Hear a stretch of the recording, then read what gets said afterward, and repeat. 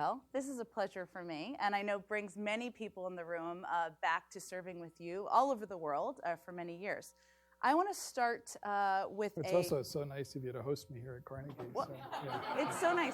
It was a short commute for me, a short commute for you, so it was quite convenient. I want to start with a topic that has been in the news quite a bit. As we all have seen on Sunday, the Attorney General, Bob Barr, released a summary of the Mueller report. Well, there will be a lot of political analysis in this town, no doubt. There is an underlying question here, and I want to step back with you. What about Russia's involvement in the 2016 election? As we look ahead, what do we need to understand about Vladimir Putin's worldview and why he interfered in the 2016 election, and what does it mean for us now?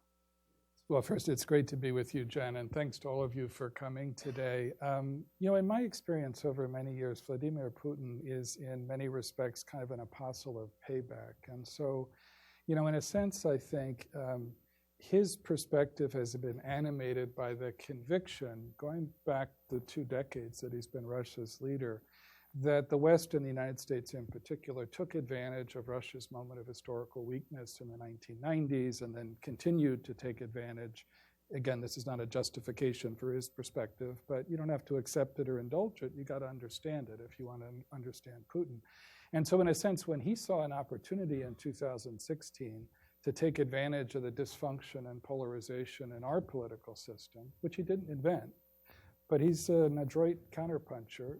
He was going to do that. And, Putin is a formidable figure. I remember my first meeting with him in 2005 as the newly arrived American ambassador in Moscow. And so you go through this ceremony called the credentials presentation, where you take the letter from the President of the United States to present to the President of Russia in the Kremlin. And as many of you know, the Kremlin is built on a scale that's meant to intimidate visitors and especially newly arrived ambassadors. So you go walking through these huge halls and long corridors. Eventually you come up to these 2-story bronze doors, and you're kept waiting there for a minute just to let this all sink in.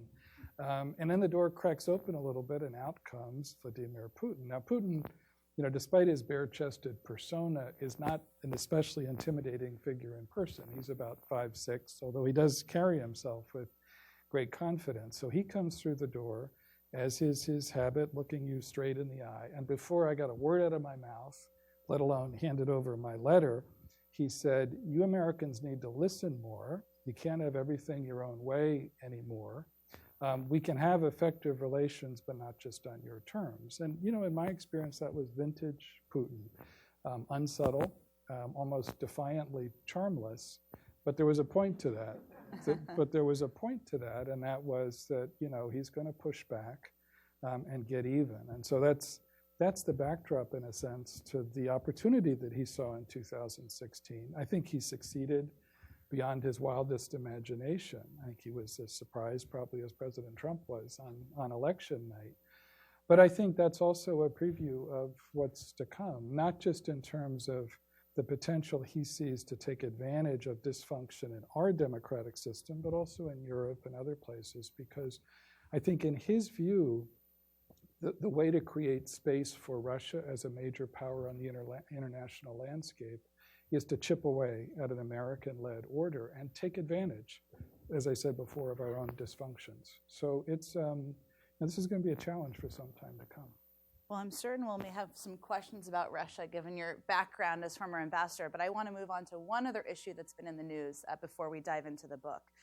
Elections are coming up next month in Israel. Prime Minister Netanyahu was in Washington this week, and as we all saw, President Trump made an announcement about that the Golan Heights should be recognized as a part of Israel. What impact could that have on the elections in Israel and on the prospects of a peace agreement? How should we see that from a broad diplomatic perspective? Yeah, I think in general that the U.S. decision, now the decision President Trump announced yesterday to formally recognize Israeli sovereignty over the Golan Heights creates more problems than it solves. And I mean that in the following sense. When you look at the bloody chaos in Syria today, Israel faces zero pressure to come down off the Golan Heights, which it's controlled for over 50 years. And no one in their right mind would push for that today. There's, the distant possibility, if you're an optimist, that a post-Bashar al-Assad government in Syria might be prepared to engage seriously. But in that sense, the decision the president announced was a short-term political boost for Prime Minister Netanyahu in what is a pretty sharply contested re-election campaign in Israel. But it's symbolic in the sense that it doesn't add anything of practical value to Israeli security. The downsides, it seems to me, are at least threefold. First, it does, in a sense, provide a favor to Bashar al-Assad and to the Iranians. Bashar is desperate to change the subject from the pain and bloody-mindedness he's inflicted on his own people over the last 7 or 8 years. The Iranians are always looking for an opportunity to kind of rejuvenate their narrative of resistance to Israeli occupation. So in a sense, it's a favor to them. They get to change the subject or try to. Second downside, I think, is the question of precedent. International law gets pilloried sometimes and belittled, but it does matter in some respects. And an important principle is that territorial questions like this, have to be solved peacefully through negotiations. This kind of a decision is going to get used by the Vladimir Putins of the world to say, well, what's wrong with annexation of Crimea? If Israel's unilateral annexation of the Golan can be recognized. And then the third and last downside, I think, is I'm a bit skeptical of what the peace plan that's been discussed a lot and which will emerge, I assume, eventually from the White House about Arab-Israeli peace and Palestinian-Israeli peace. But this isn't going to make it any easier to sell that plan to Arab states as well. As I said, I'm a bit skeptical that you're going to see this great, outrush of enthusiasm from Arab states about the proposal that comes out of the White House. But it'll provide an excuse, for Arab states to duck and cover, I think, on this issue too. And for anyone here or listening who's interested in delving in more to this issue and others, we have a lot of memos and unclassified cables that are available also on burnsbackchannel.com to find and delve through in people's free time.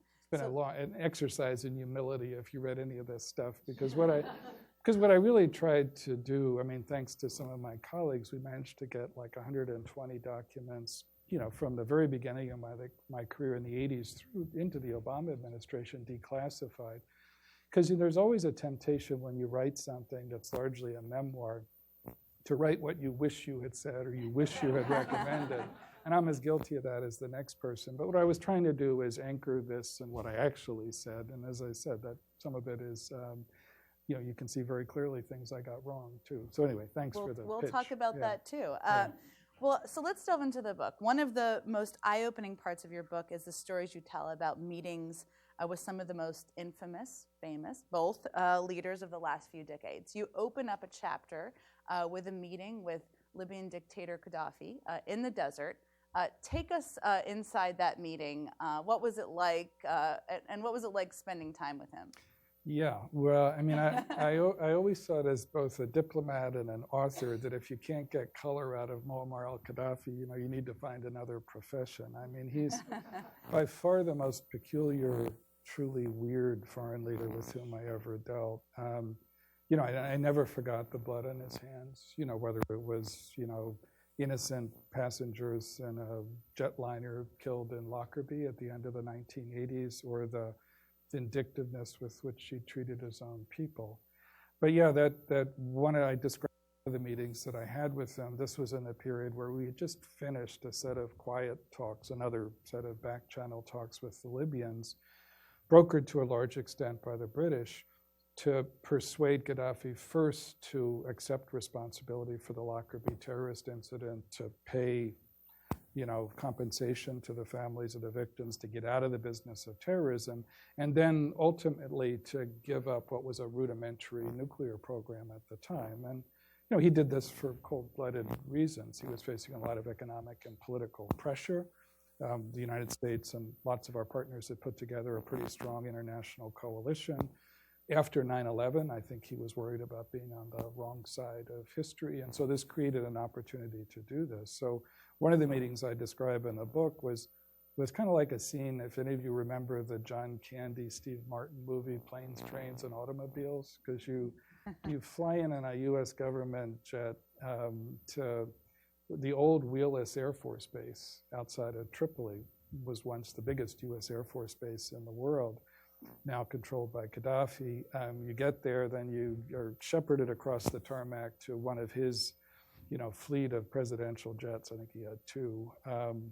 And, this was vintage 1970s, kind of a lime green shag carpet with swivel chairs that had long ceased swiveling. And then you're taken to Sirte, which is his hometown on the Mediterranean, east of Tripoli. And then we spent about 2 hours in Range Rovers driving through scrub desert to his encampment, because he liked to move around a lot, mostly for security reasons. So long after midnight, we get to this desert encampment. I'm ushered to the front of a tent. And it's a pretty simple military-style tent. Inside is Muammar al-Gaddafi with white plastic lawn furniture. I mean, I'd be embarrassed to have it in my backyard. One bulb hanging from the ceiling, a little wooden desk. And he's sitting there. It was cold in the desert that late at night, sort of wrapped in a headscarf, too, so you could really only see his eyes.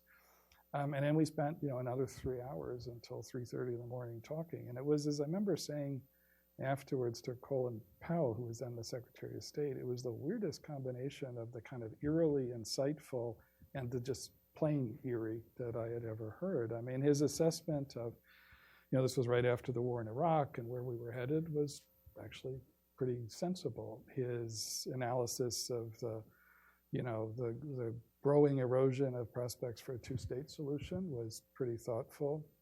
But then he'd go on these weird tangents. I remember somehow he asked what my ancestry was, and I said, I was of Irish extraction. And then there was this long digression about how the Arabs had discovered Ireland, and and he also had this really unsettling habit, at least for me, of he would pause for literally like 3 or 4 minutes in the middle of conversation and stare at the ceiling. And I assumed he was like collecting his thoughts. But I remember on one of our prior meetings, he was a pretty flashy dresser. And so he had on what I could only describe as a pajama top with photos of dead African dictators on it. So I would spend the 3 or 4 minutes when he would pause trying to figure out how many I knew of the dead African dictators. So this is high diplomacy. This is what you, but as bloody-minded as he was, as weird as he was, as deeply repressive he was at home, this was an instance where, working with lots of other countries, we were able to produce a result.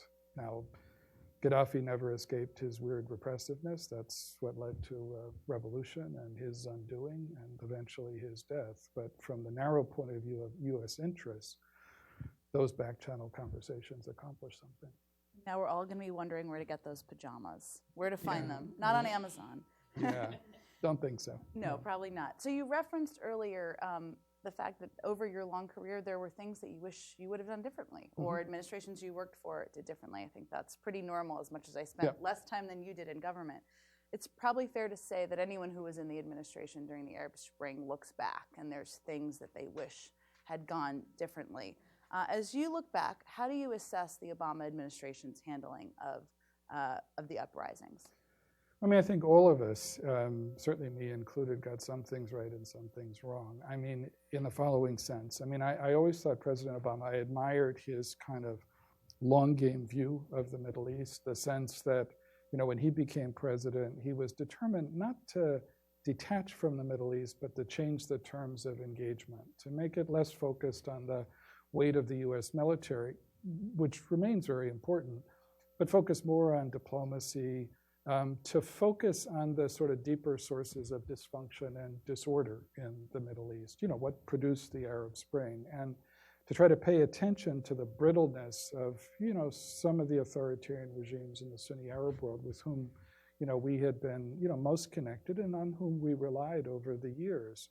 And I think also a clear sense on the president's part, which I admired, of the limits of American agency in the Middle East, because there's a tendency, not just on the part of Americans, so for much of the post-World War II period, and especially, after 1967 and the sort of British disengagement from the Middle East, there was a tendency on the part of American administrations of both parties, as well as lots of leaders in the region, to assume too much about the centrality of America's role. So all of those things, were part of that kind of long game view, which I always admired. The problem, in diplomacy, as I've found over the years, is, the short game intercedes. And so I remember there was a British prime minister named Harold Macmillan, more than a half century ago, who was once asked, what really shapes success for statesmen? And he said, events, dear boy, events.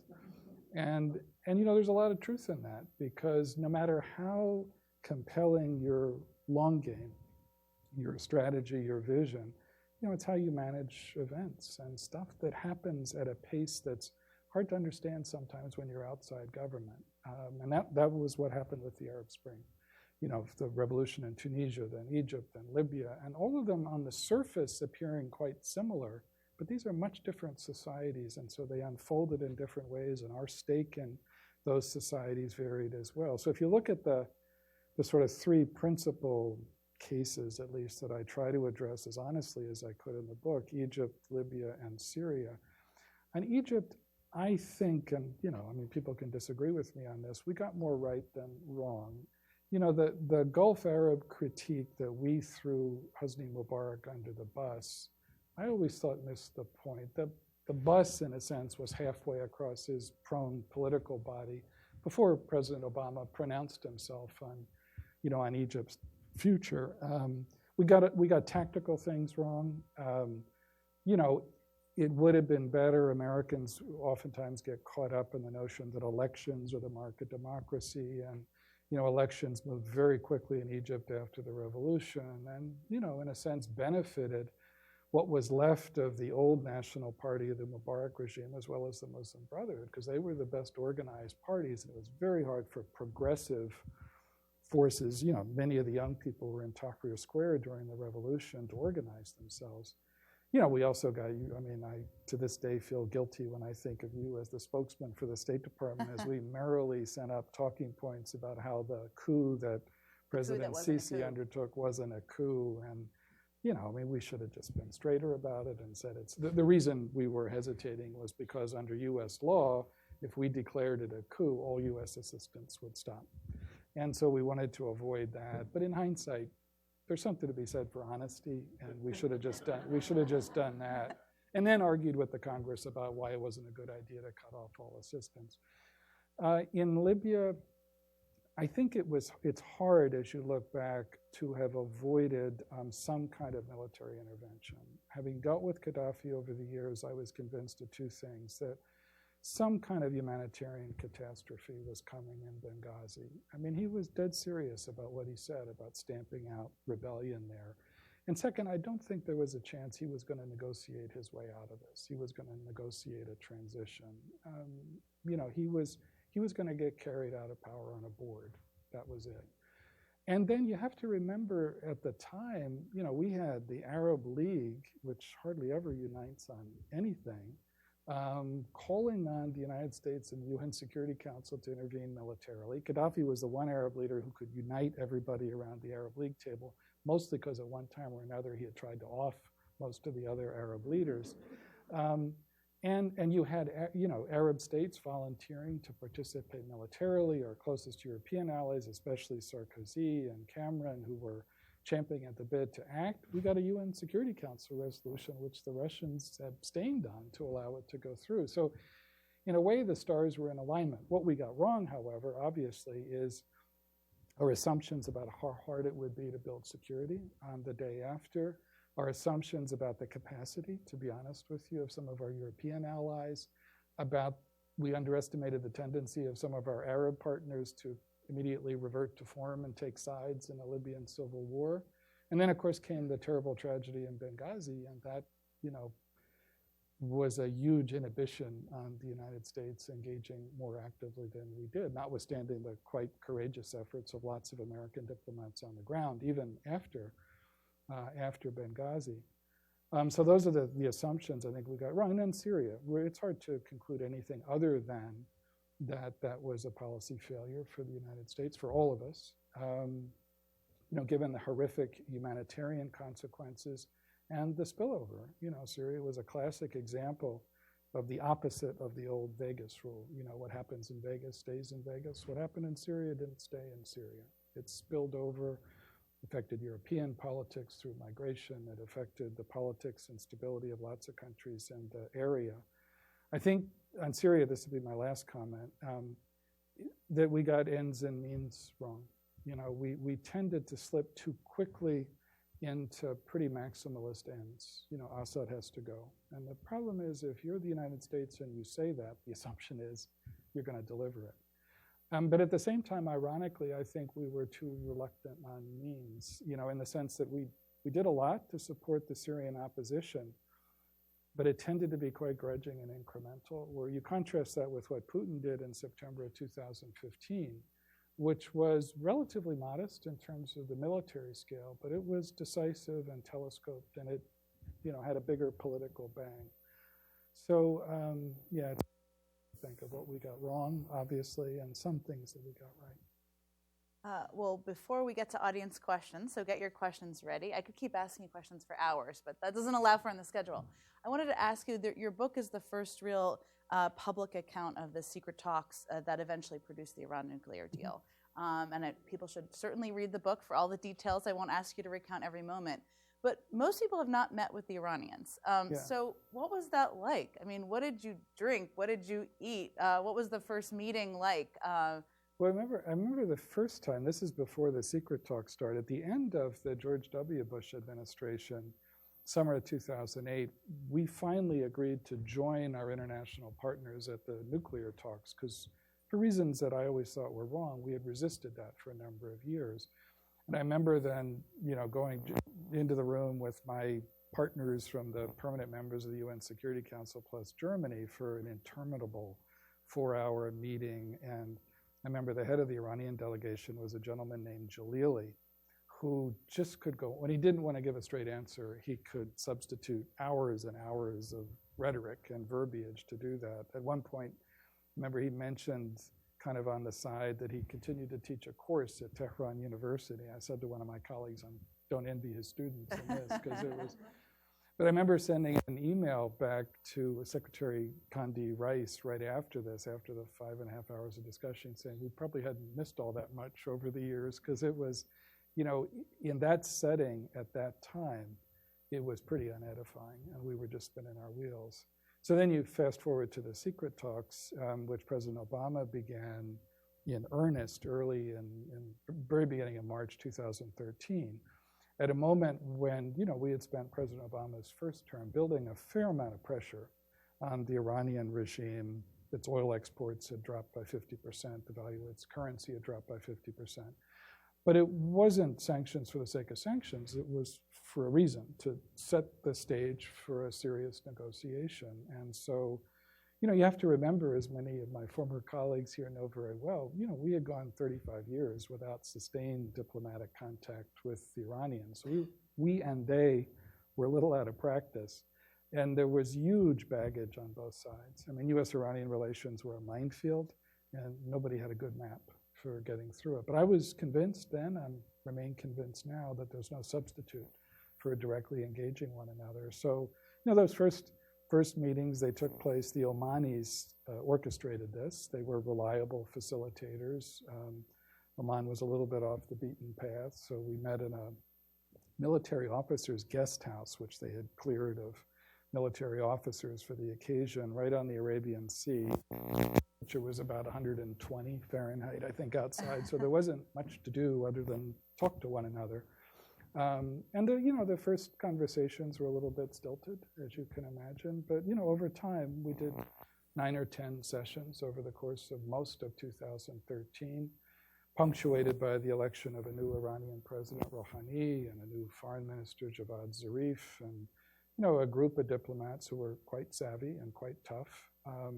And we made a lot faster progress than we expected that we would, and produced at the end of November 2013, by then working with our international partners, an interim deal, which, in retrospect, I think was actually a better deal for us than it was for the Iranians. We froze their nuclear program, rolled it back. introduced quite intrusive verification and monitoring procedures, all in return for very modest sanctions relief. We preserved most of the sanctions leverage for the later comprehensive talks. In one of life's great ironies, I would argue today, that's a pretty good model for what the Trump White House could achieve with the North Koreans, is that kind of an interim deal, but that's a whole other story. We may get to that. Well, it's time for questions from all of you. Just raise your hand. We'll have a microphone come up. Go ahead. A microphone's coming up. Hi, Nelson. Thank you. Hi, Nelson Cunningham. You don't always read the books you buy at these events, but I think this one I'm actually going to read. It's a good way to start. Yeah. Right. My question is this, and starting where Jen started you. Looking back on 2016, what do you wish you and we had done differently, knowing what we know now about Russia's efforts to interfere in our election? I think it's President Obama. I was out of government by then, but I didn't envy the calculus that President Obama and those around him had to make then, because I think there was always the concern that if you pushed back too hard and too visibly against what was becoming clear was Russian political interference in our elections, it would lead to accusations that you were putting your thumb on the scale for Hillary Clinton or something else. I think in hindsight, it would have been worth taking that risk. There were some, as I understand it, in the Republican leadership and the Congress who also tried to slow that train down too, because to do this right, it obviously would have had most impact if it had been a sort of bipartisan effort. But yeah, in hindsight, given the extent to which Putin was able to take advantage of chaos in our system and sow more chaos, I think being even stronger than we were sooner, as soon as we realized this, would have made sense. Go ahead and I've always noticed that when you're outside of government, all of a sudden you become much smarter than you were when you're inside. I've noticed that over the last 3 or 4 years, yeah. I think I called on the man in the blue sweater right there. Yes, go ahead. My name is Michael Yehuda. I'm from GW. Hi. And much earlier, I was from the LSE in London.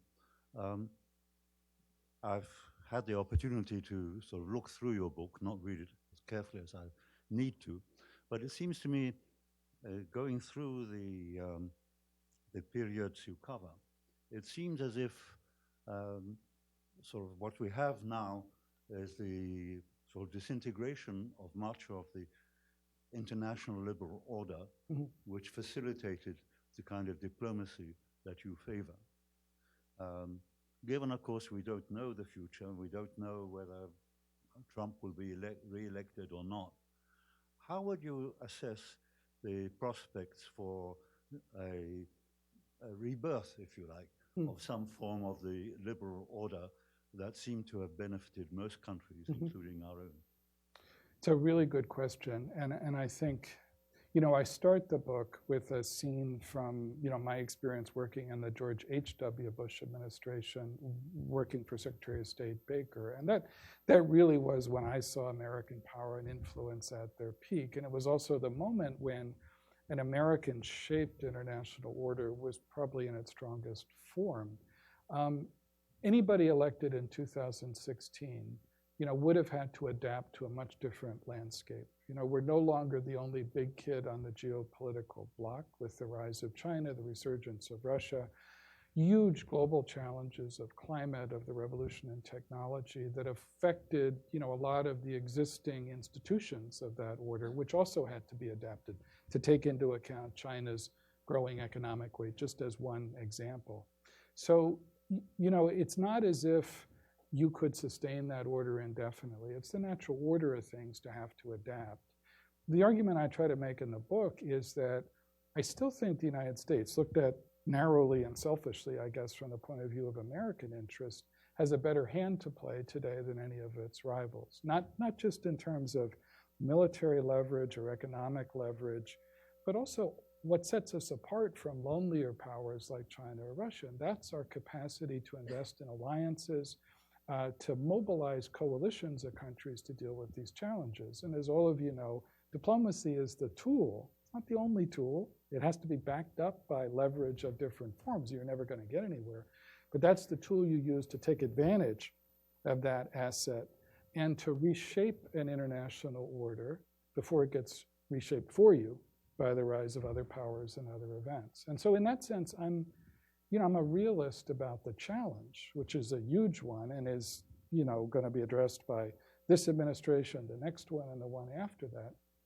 But I'm a relative optimist still about the capacity of the United States to play a pretty significant role in that effort. And I'm convinced that diplomacy, at least in its best sense, is a crucial tool for doing that. And I would add quickly that I do not mean to suggest that the drift in American diplomacy was invented by Donald Trump. That's not true. I mean, we've been drifting in different ways, I think, since the end of the Cold War.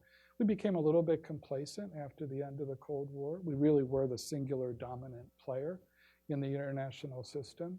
And then after 9/11, of course, this huge shock to our system. We invested even more in military and intelligence tools, less in diplomacy.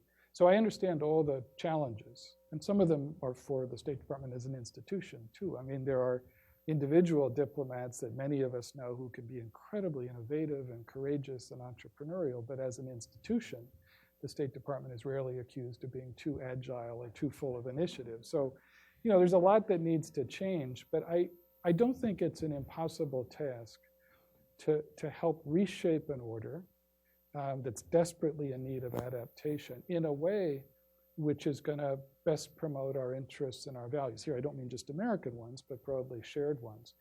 But the longer we wait, the more that window is likely to shut, I'm afraid. Why don't we go? I'm looking for some women. All right, go ahead, right there. Elizabeth Anderson, student at American University. Hi. So what is your take on the future of U.S.-North Korean relations? And do you think that at this point in time, that final and fully verifiable denuclearization is still a realistic goal? I mean, I think what the Hanoi summit between Kim Jong-un and President Trump made clear is that, there's not a chance in the world in the foreseeable future that this North Korean regime is going to agree to full denuclearization. I think it's important to retain that as an aspirational goal, but I think the practical question right now is, what can you do in the meantime to reduce the dangers? And so that's why I was suggesting, when we were talking about Iran, and I wasn't kidding, that, one reasonable model would be to look at the kind of interim deal that we reached with the Iranians at the end of 2013. Now, the situations are not analogous, not least because the Iranians didn't then and don't now have nuclear weapons. The North Koreans have dozens, and as we speak, they're expanding their capacity to make more. But I think there is an argument for using diplomacy backed up by all sorts of leverage to press in the direction of a step that could freeze important parts of their program, roll back some other parts, again, on the model of what we tried to do in that initial step with the Iranians. Because otherwise, I think if we continue to just engage in triumphalist rhetoric, and what has in effect been the diplomacy of narcissism, not institutions, we're kind of setting ourselves up for more disappointments. And so I'm not trying to suggest that personal relationships between leaders aren't important. Of course they are. But they have to be coupled with a sort of serious, systematic, diplomatic effort where you use our resources, but also those of lots of other players who hold important cards, like China, like South Korea, like Japan. And that's what, and that's sort of the choice, I think, that faces the US administration, at least right now. So all the way to the back with the brown suit on. You've been holding your hand up for a while. Well, thank you very much, first of all. Very quick questions. Mohammed Adrawi from Georgetown University. Hi. It's about Egypt. How do you deal with the Muslim Brothers and President Morsi? How do you deal with the Muslim Brothers? Yes, and more generally, people with a strong ideology opposing you in the international arena. Thank you very much.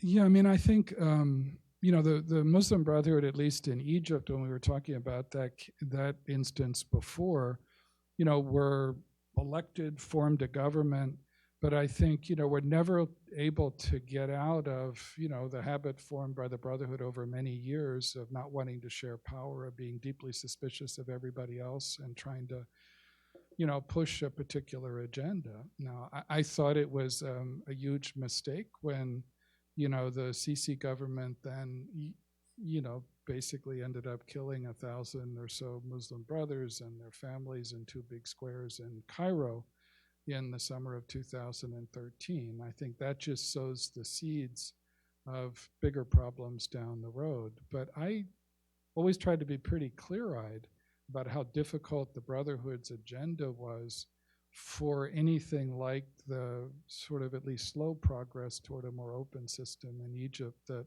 the revolution in 2011 seemed to suggest was possible.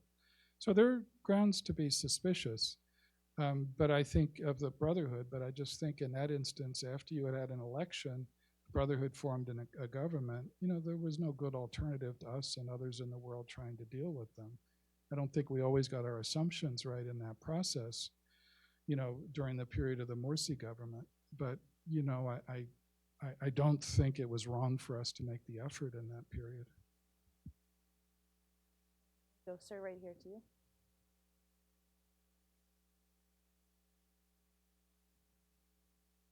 Hi, Tim. How are you? Bill, that was Nice to wonderful. see you. Thank you very much. Always a pleasure. I'm Tim Worth from the United Nations Foundation. You talk about the changing world landscape with the U.S. relationship with China and U.S. relationship with Russia and how dramatically different that is. It seems to me that there are two other major themes running around the world. One is population growth and stabilization, and the other is, of course, the crisis of climate change. Could you talk a little bit about how you factor those two elements into the role of a diplomat, into the role of the State Department, which is built normally, as you know much better than I, on kind of a very vertical approach and a very regional approach and so on. And these are issues that cut across and are really hard to get a handle on. And is the State Department adjusting to those? How does that work, do you think? Well, it's a really good question, and nobody invested more than you did in your time in government in those issues. Because the truth, as you know better than anyone, is, if you have to point to a single existential threat in the world today, I would argue it's climate change. The State Department has always wrestled with, how best to organize itself to approach those big overarching issues. To be effective, you need to do a combination of relying on the talents of people in regional bureaus in the State Department alongside a sense of how you use, the relationships that flow out of that expertise with other governments to push in the direction of what your highest priorities are, climate being one of them. So even though the Paris Climate Agreement was not a perfect agreement, I've rarely seen perfect on the menu for diplomats, it was a significant step forward. And I always thought it represented not only diplomacy at its best, but American leadership at its best too, because had it not been for our efforts in those years, building on what you and your colleagues had done in prior years, we wouldn't have produced that. And I think what worries me today is our abdication, not just from that agreement, but from the issue entirely. And, it's not as if the problem is remaining static. It's becoming a bigger and bigger challenge, and it cries out for not only American leadership, but smart American diplomacy, of which a well-organized State Department is a large part of that too. So there's no substitute, I guess my short answer is, for appreciating those priorities, for good leadership, because, it's people in the end in any institution who, shape your effectiveness as well. And I think that's possible in the State Department, however imperfect an institution, it oftentimes is, but you need a political leadership that's going to make very clear the high priority you attach to the issue. Been very patient here in the middle in the green shirt. I think a microphone's just going to come right over. Oh, right. Yeah, he's right there. Thank you. Thank you, Ambassador Burns. And Hi. Thank you to Carnegie for hosting. I'm actually going through the book, and I'm really enjoying the book.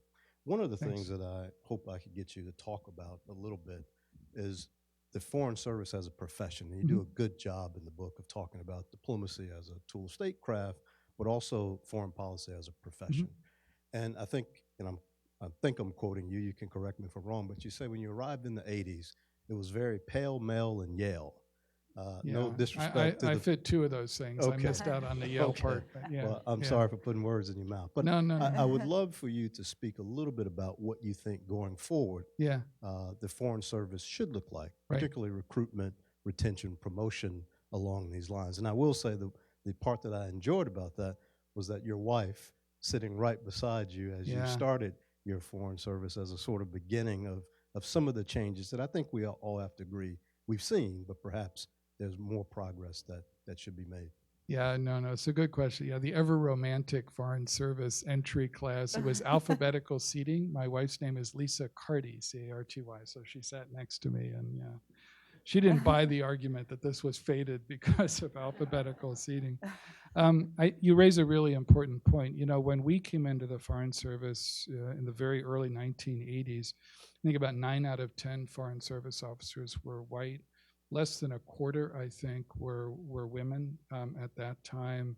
This was only a decade after, women who were married were allowed to be in the Foreign Service. It was only about a decade after, officers' evaluations at the end of every year had a section where your spouse's skills were commented on. So the State Department has come a ways, but it still has a very long way to go. And one of the things that worries me most today is that the painfully slow progress that we've made over the last 35 or 40 years has actually been put into reverse now. We had made a good deal of progress in terms of gender balance at sort of mid-level and more junior ranks. Still, I see Beth Jones in front of me, who's a wonderful senior Foreign Service officer, but we still had a long ways to go in terms of the senior-most positions in the Foreign Service. But now you've seen that thrown into reverse, I think, both in terms of gender and ethnic balance. And that's not an abstract problem, because I always found overseas we get a lot farther through the power of our example than we do through the power of our preaching. When we look more like the society we represent, people are going to pay attention to what we have to say about values of inclusiveness or openness or diversity, basically democratic values. When we don't look like that, it's a lot harder to make those arguments. And so that worries me today, because it takes a lot longer to fix problems like that than it does to break them. And I think that's, with a number of honorable exceptions in the Foreign Service today, I think that's what we're seeing as a pattern that's kind of backsliding now, which will cost us over time. And again, not just cost us morally, that's important, but it'll cost us practically as well. At a time when, democratic values are under assault in lots of different parts of the world. I mean, we're having a nervous breakdown on both sides of the Atlantic at the worst possible time. And so paying attention to those sorts of issues is really important to restoring some degree of health to democratic systems. Right here, go ahead. Ara Margarian, DCM of Armenia. Thank you, Hi. Ambassador, for your very interesting presentation. My question is the following. So, historically, after big crises or war, major countries used to come together, discuss what happened, and try to shape the world order for the years to come. We have witnessed a couple of that kind of gatherings during 20th century. So the last one that I can recall of that big nature was the Helsinki in '75. But after that, the Cold War ended, and now we are facing major crises all around the world, small wars, climate change, as you said. But I don't feel that there is a desire or effort to have some kind of gathering like used to happen, and to discuss and to try to diplomatically, where diplomats could actively work, and to try to shape the new world order. Do you think there is such a need for that? And if yes, how you think this could happen? Thank you. I think, to be honest, it would be very hard if the broad frame was looking at how you adapt this international order and, make it stronger and take into account the rise of new powers. I think to do one gathering that would do that in this day and age is probably not going to produce a lot. I think what you can do, I mentioned the Paris Climate Agreement in 2015 earlier, is you can, I think, build that kind of consensus and sense of purpose around specific overarching issues. If you think of some of the other big challenges before us today, migration is one, as Tim Wirth mentioned, revolution in technology is another. How do you begin to create workable international rules of the road to maximize the enormous benefits of the revolution in technology and human health and science, but minimize the pretty obvious downsides too? There, I'd be skeptical of having one big international conference to address those issues. What I think makes more sense, or is at least more practical, is to sort of build groups of like-minded countries who share those concerns, who can begin to harmonize some rules of the road, whether it's about artificial intelligence or other sorts of issues and their military applications or whatever. I think you can begin to build some momentum that way, but you almost have to do it, I think, from the bottom up on those sorts of issues, rather than doing it in one, Versailles conference or Helsinki or something else. Those in this day and age, when you have such a fragmented international landscape, are pretty hard to pull off. Go ahead right there with the black hat on. Hi, Adim Nagassi from University of Georgia. Hi. Student there, and I'm actually interning at State. Oh, great. Not bad so far. Great. I had a question. So do you think that the U.S. can foster more transparency and trust in its relations with the Middle East, especially in order to become more productive in Middle Eastern peace talks with the Israeli-Palestinian conflict? For example, maybe pulling back our presence in the Middle East, but without compromising our national security? Yeah, I mean, listen, I'll just start with myself. I mean, none of us have a pristine record in American policy in the Middle East over the last 30 or 40 years. We've made, our share of mistakes and flawed assumptions over the years. Part of the problem has been a lack of transparency on some instances. I think, I mentioned earlier the deep dysfunction in large parts of the Middle East right now, the lack of economic and political opportunity, the lack, in a sense, of political dignity, which produced the Arab Spring, and as sure as we're sitting here today, is going to produce, another version of Arab Springs down the road, because what happens if leaderships and societies don't address those issues, they become more brittle over time. I'm not trying to suggest that there's any neat formula. We were talking earlier about the Arab Spring and the mistakes that we made and trying to understand, let alone help manage those processes. But I do think it's important to be honest about those deeper drivers of disorder in the Middle East. That's an important part of a thoughtful American policy. I think on the Arab-Israeli issue, I mean, what you also mentioned, there I just think, we'll see what the White House produces in terms of the peace plan that's been much discussed. My fear is that it's based on some flawed assumptions too. I mean, you can't get very far when you're only dealing with one party, which for the better part of the last year, I think has been true of, sort of US contacts with Israelis and Palestinians. There really hasn't been much with Palestinians. Second, I think it's a flawed assumption to think that you can, in a sense, substitute for Palestinian-Israeli negotiations Arab state contacts with Israel. That's really important. Israel's normalization, in a sense, in the Middle East, its acceptance by Arab states is extraordinarily important. It's a good thing in many respects that they share a concern about Iran and its threatening actions.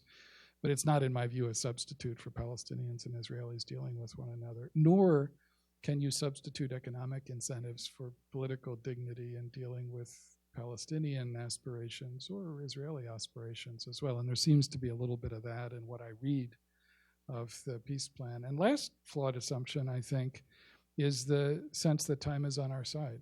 No great sense of urgency. And I just think if you look at the reality, looking at it purely in terms of Israel's interest as a Jewish democratic state, sometime in the next 5-10 years, Arabs are going to be in a majority in the area that the land that Israel controls, from the Jordan River to the Mediterranean. Now, how do you sustain a democratic, system in that kind of a case, unless you have a truly, binational one-state solution, which also has its own complications?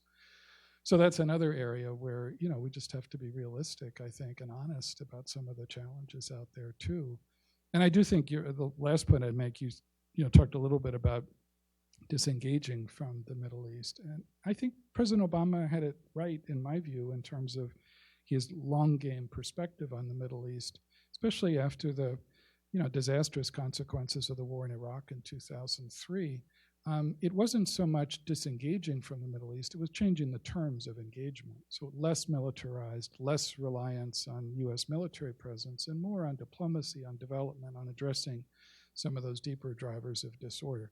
Still makes for an enormously complicated problem, an enormously complicated region, and my nostalgia for dealing with the Middle East as a US government official is certainly under control. So we have time only for one more question. Just two reminders. One, the bookseller will be downstairs. Members of our team can help direct you there. Ambassador Burns will also be down there signing books. Second, please do sign up for our podcast. There's little handy dandy sheets if you want to know where to go that you can take home, put in your pocket. Very easy. So last question. Who do we have for the last question? I'm going to go with you here, ma'am.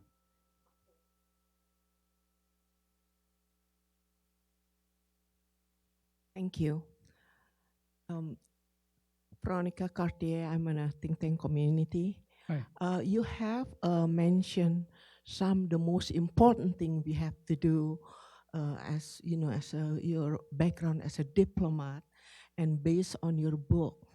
But my question is, with our current situations, when Mueller's report is still under process for the public knowledge, what do you think is the most important thing we have to do and focus to secure our allies? Because our allies is very dependent on the United States stability and moving forward. Especially, you have mentioned that Israel, Palestinian, and Russia also, but how about in the Asia and Indo-Pacific region, which is very sensitive for our maritime operation there? Thank you. It is. No, it's a really good question. And as I suggested before, I think what sets the United States apart, in a sense, as a major power in the world today is not only our military and economic power, which is considerable, it's our capacity for drawing on alliances and mobilizing coalitions of countries. And I worry that over the last couple of years in this administration, there's clearly a tendency to disparage the value of alliances, to almost see the international order, imperfect as it's been, that we did so much to help shape, as a constraint on American policy rather than as a way to multiply our influence in the world. It's a sense of enlightened self-interest that animated American foreign policy, American diplomacy at its best over the last 70 years. We weren't always at our best. And what I fear is that the kind of muscular unilateralism you see today, which tends to be a bit disdainful sometimes of the importance of alliances, or to see them more in the case of NATO allies as a kind of protection racket where, we rent out the US military, I think that mistakes what is one of the greatest sources of our strength. And it's certainly true across Asia and the Indo-Pacific today. The rise of China is the single most consequential development on the landscape before us. I think it's a mistake to think in terms of containing China. What I think we can do, working with our allies and partners, is to shape the environment into which China rises. Because there's a web of allies, partners across the Indo-Pacific who want to be sure that China's rise doesn't come at the expense of their prosperity or security. That's the challenge for diplomacy, is to think of ways in which you can harness that concern, again, not so much to contain China, but to shape that environment. That would have been the value, I would argue, of the Trans-Pacific Partnership, the big trade agreement, which would knit together 40% of the global economy. It creates a set of high-end standards in trade and investment that inevitably shapes Chinese choices over time, their incentives and disincentives. Is it a perfect trade agreement? No. But I've always found it's much better to take a good agreement and then build on it than to toss it out the window, because that actually weakens our hand in dealing with some of those challenges. And it causes not only adversaries to take advantage, but it causes allies to hedge and to lose faith in us too. And that's another of those trends out there today, which I think is very worrisome. Well, Ambassador Burns, thank you for your service, your time with us today, and for writing a great book. Thank you all.